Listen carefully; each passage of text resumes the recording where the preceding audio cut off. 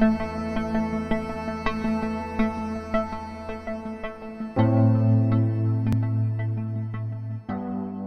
Wendy Yue. I'm from Hong Kong.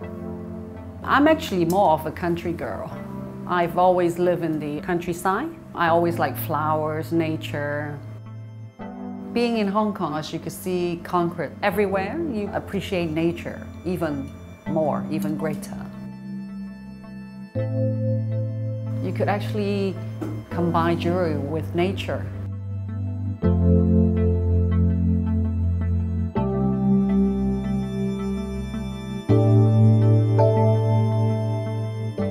When I make a piece, I'm making it for myself.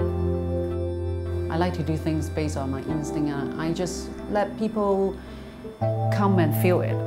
I actually want them to look at my pieces and enjoy looking at it. I want them to really appreciate the design and be happy wearing it, be proud of it.